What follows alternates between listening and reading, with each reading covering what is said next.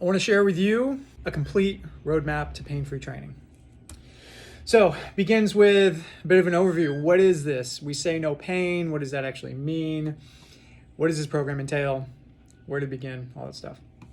So it was assembled under the principles of the Athletic Truth Group. This was founded by Ben Patrick, and I am at present a level 2 endorsed coach with the Athletic Truth Group. So the foremost principle of this is that all humans possess some quantifiable level of athleticism. And so even if you don't consider yourself an athlete, you have some degree of athletic ability.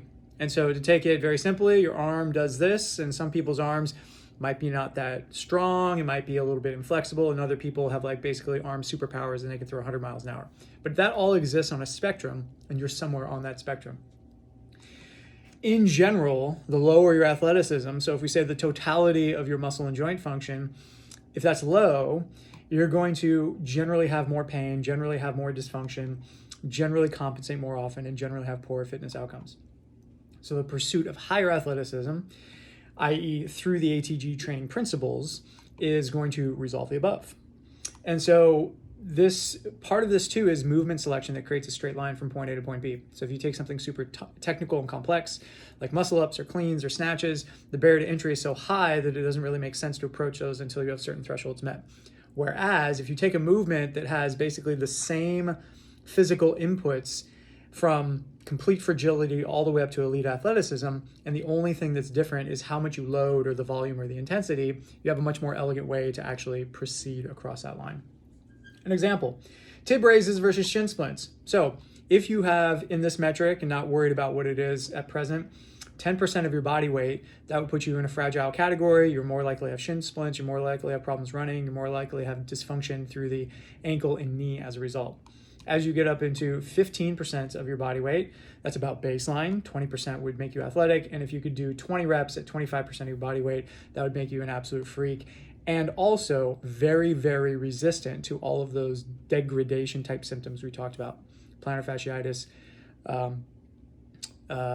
shin splints, things like that. Why do we pick that muscle and why do we pick that movement? Well, your anterior tib is known to be an intersection for those things. And so if we can strengthen that specific muscle group, then we can produce measurable outcomes. Also, that movement itself is very predictable, it's standardized, it's totally safe, and it's accessible immediately. And so checking all of those boxes becomes very important for how we actually train this stuff.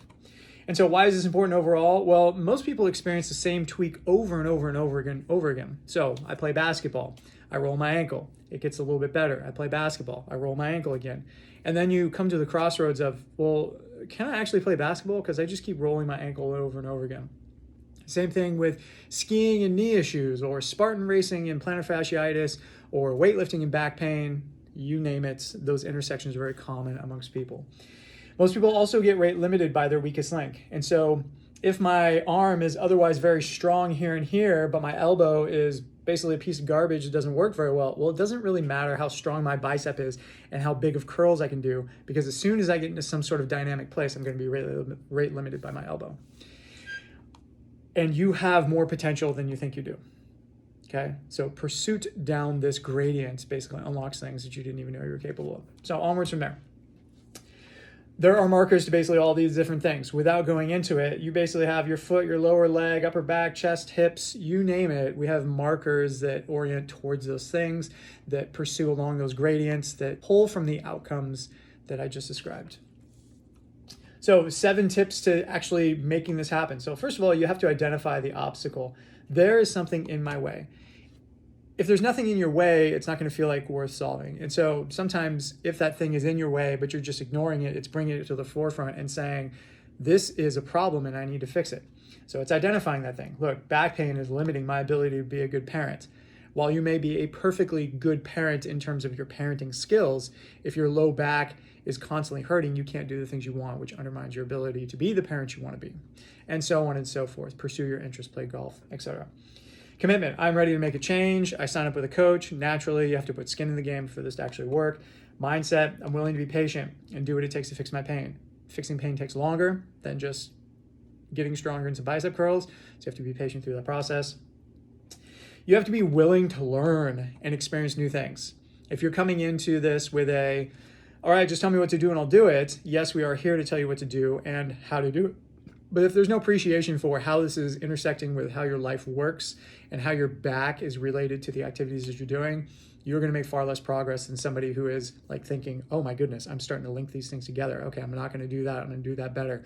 And your back pain resolves so much quicker than it would if you just kind of came in to go through the motions. Understand that this is a journey and you will experience more pain. It's basically impossible for you to get to a place where you never experience any type of pain ever again whatsoever. As you resolve things, new things pop up. Or as you resolve things, you engage more aggressive activities, you open yourselves up to more risk. And so this is a constant calculation of risk and reward.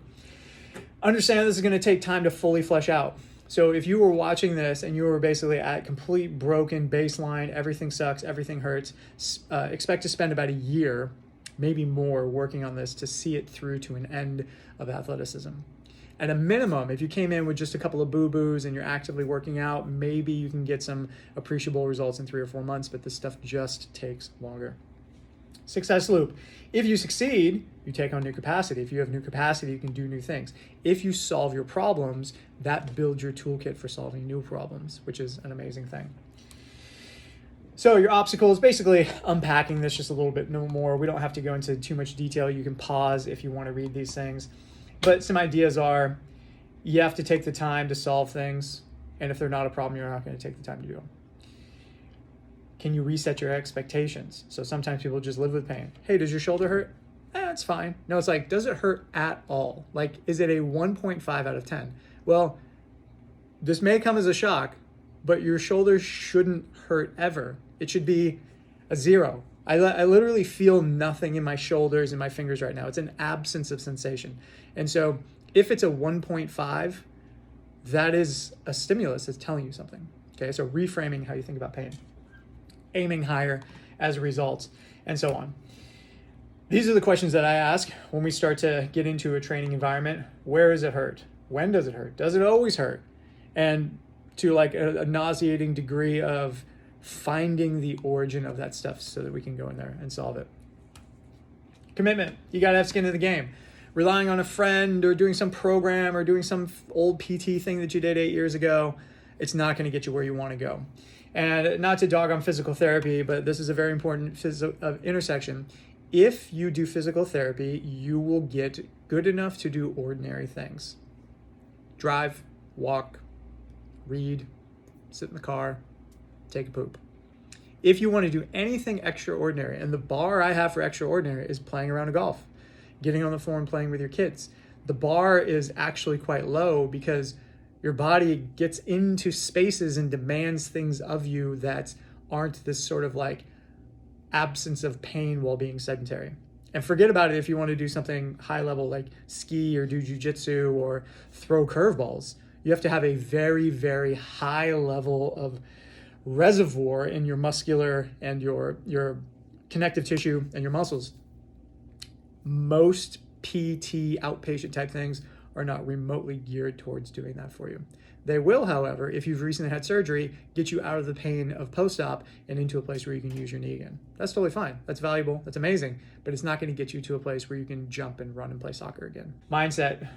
I can go into this more for anybody who's interested, but the no pain, no gain thing is ridiculous.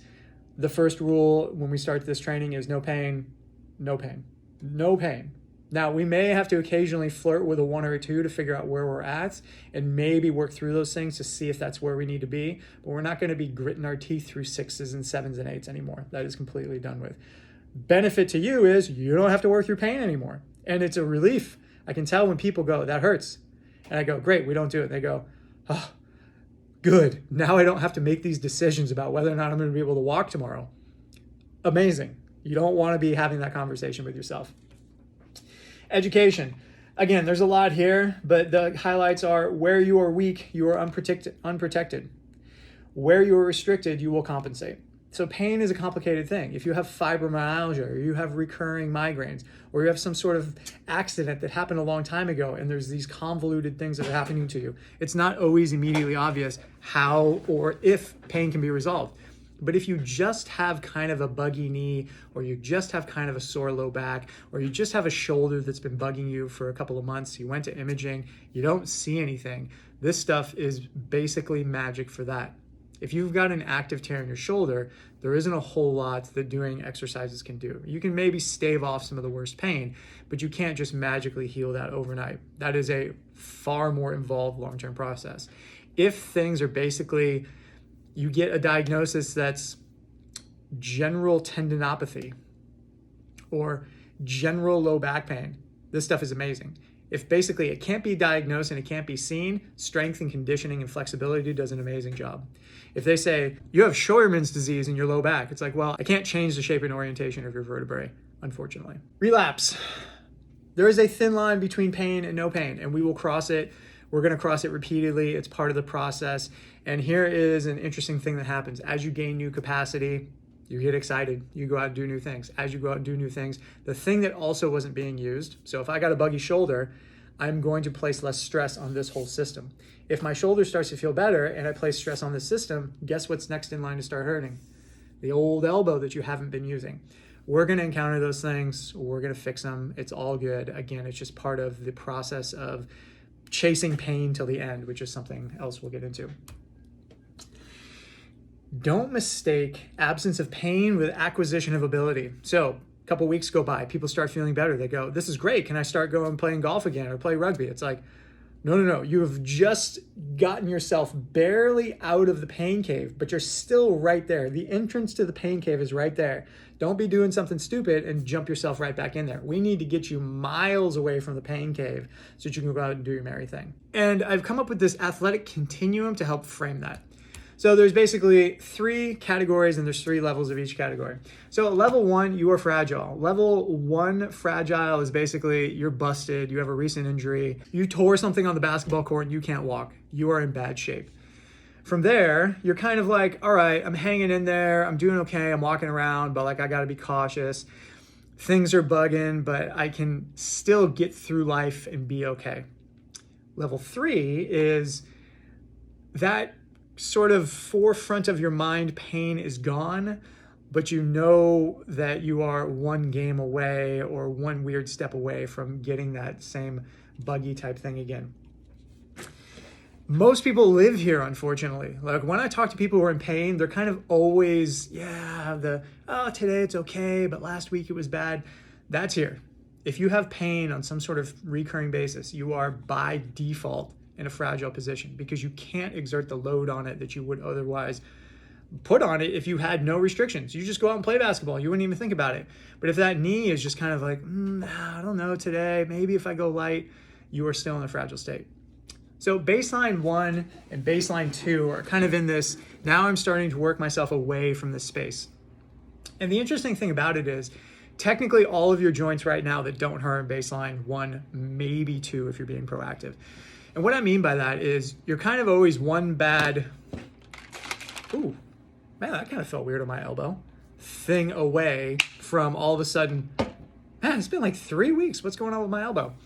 Well, got some bad news. None of us are getting any younger. We're all getting distinctly older, and every day that goes by is a new opportunity to basically jack something up. And so you do something relatively innocuous, like shake this or move that or lift this, and all of a sudden you're like, it's kind of weird. A couple days go by, it's still there. You pop a couple of Advil, it goes away for a little bit. You're doing some painting or some things around the house, it comes back, you're like, do I have a thing now? And that's because you are basically that pain cave, being fragile, you're kind of just meandering around that pain cave. And these little instances I'm talking about is like, you're now kind of setting foot into there. The other half of everyone kind of lives, if not here, they live here. Level 2 would be if you are fortunate enough to do something that's proactive, you're out there doing squats or you're out there doing pull-ups or you're doing some sort of preventative stuff, the chances of you tweaking your elbow, just doing some ordinary household task, goes way down. Now here's the thing, a lot of that stuff is by accident, not by intent. And so the things you're doing happen to have that effect, but doing it with intent is a much more different thing. And that's where we get into level 3 and then on into bulletproofing. So once you get to level 3 and into your first level of bulletproof, this is basically like you can go out and live your life and you don't have to worry about these fragile things creeping up. So depending on the part of your body, so I'll use myself as an example, my ankles, calves, knees, hips, low back, and abs, I guess, are in a sort of like low bulletproof kind of place. They could be better, but they're pretty darn good. I'm not worried about them. My shoulders and elbows we're kind of hovering like maybe into here, like a bad day, and I'm getting a little bit of those sensations. And so I've got to do a lot of work to get those things creeping up into here so I can operate with those without thinking. So this stratifies by each body part and then sort of as a system as a whole. So as a system average, I would score myself as like a level 1, maybe level 2 bulletproof, because I can do pretty much everything without restriction. And it's this sort of oddly specific thing that kind of takes me back into here. Once you get into bulletproof, this is now athleticism. And so this is, instead of surviving activities, ooh man, I don't know if my knee is going to handle it. It's like, oh, let's go. You and me, we're going head to head. We're going for it. And you can do that without worrying about stuff. Now, if you do that against your own best interest, that's where people pop and they get that Achilles tear that puts them distinctly from, they thought maybe they were in level 1 or 2, and they're really more kind of like level 0.5, flirting with disaster. They do something a little too hard and they blow that Achilles or tear that meniscus or whatever it is. Progressing down this continuum is essentially the whole game in front of us. You are starting in this critically fragile place, and we are working up the chain until you get to a place where you don't have to worry about anything except a car accident. Obviously, you can't bulletproof yourself from just extreme blunt trauma, but all of your ordinary daily tasks, athletics, playing with your kids, become no problem. So here's just some examples of that. You can pause there and read through those if you want, but it goes through some different examples and things that happen as you go through these baselines, basically just words to the stuff I already discussed. I would say at the top portion here, if you wanted something to shoot for, performance outpacing about 20% of your competitors. So if you just stratified yourself against all of your peers, so I'm a 38-year-old male who does things, and I took all 38-year-old men, I'm definitely scoring in the top 20%, probably in the top 1%. And so level 3 peak freak performance for ordinary people, that would be about the top 1%. If you wanted to include a level 4, that might be like professional athlete, where you're in the top, 1,000th of 1%, but that's evading most of the people that are going to end up watching this video. So the success loop, what problem do I get to solve next? So we are sort of inherently fragile in this chaotic, kinetic energy moving world. And it is invariable that as you do things, you are going to encounter some sort of trauma to your system. Now, the good news is if you do sufficient enough bulletproofing, those instances become less and less. But the silver lining I want to paint for you is as you go through these journeys, you gain tools to go, oh, my elbow, what was that? Did I pick up a thing? What happened? Did I play golf? What was that? Was I driving? You can start to link these things together. You can do some of the activities. You can rely on a coach, hint, like myself, to help you through these things so that as a week goes by, you go, yeah, my elbow actually feels totally fine. I nipped it in the bud, and you aren't talking to me 6 weeks, 10 weeks too late when it's already become a thing and you can't write your name on a piece of paper anymore. So how do we solve these problems? Well, we got basically 3 things that span all of the stuff. One-on-one coaching, you work with a coach one-on-one. It's very direct. It's very catered to you. You got group coaching. There's 10 people there instead of just 1. And so you basically split that time with the other people in the class. And you got remote coaching, which is basically like a home gym or something like that, where you're working autonomously with some general oversight and through a program, it gets you on your way. And so that in general is the beginning to end landscape as far as I can muster for what pain-free training is like and how we do it here at Edge for Life. Hopefully that was helpful in framing maybe where you were at, what you need to do, and where you're headed. Thanks for watching.